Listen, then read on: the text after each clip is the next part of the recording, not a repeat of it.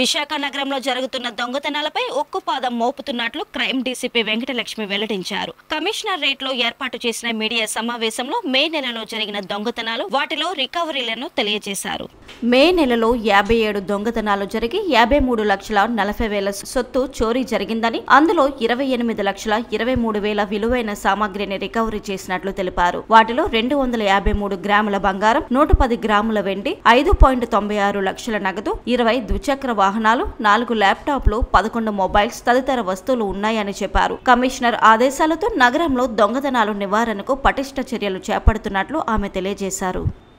ఈ నెలలో మొత్తం రికవరీ అయితే 57 కేసుల్లో రికవరీ చేయడం జరిగింది. ఈ మంత్లో 47 కేసెస్ అంటే 83 కేసుల్లో 47 కేసుల్లో రికవరీ అయ్యేవి. Last month and before last month కేసులు ఒక 10 రికవరీ చేయడం జరిగింది. సో కమిషనర్ గారి అడిషనల్ డిస్ట్రిక్ట్ మెజిస్ట్రేట్ విశాఖపట్నం వారి ఆధ్వర్యంలో సార్ యొక్క గైడెన్స్లో, అలాగే జాయింట్ సిపి గారి గైడెన్స్లో ఈ ప్రక్రియ అనేటటువంటిది చాలా చక్కగా కొనసాగుతుంది. మా ఎస్ఐలు అయితేనేంటి, కింద లెవెల్ కానిస్టేబుల్స్ అయితేనేంటి చాలా ఎఫెక్టివ్ మెథడ్స్ ద్వారా డిటెక్షన్ అనేటటువంటిది చేస్తున్నారు. టోటల్ ప్రాపర్టీ లాస్ట్ అనేటటువంటిది 53,40,000 అండి. అందులో 28,23,000 వరకు కూడా రికవరీ చేయడం జరిగింది.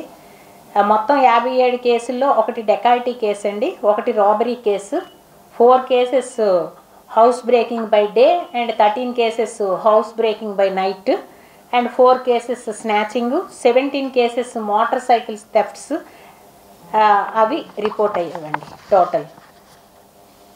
ఇందులో మనకి ఈ మంత్ గోల్డ్ పరంగా అయితే 253 గ్రామ్స్ గోల్డ్ రికవరీ అయింది, సిల్వర్ ఒక 110 గ్రామ్స్, క్యాష్ పరంగా 5,96,500, మోటార్ సైకిల్స్ అయితే 20 motor cycles bike thefts recovery చేశాము.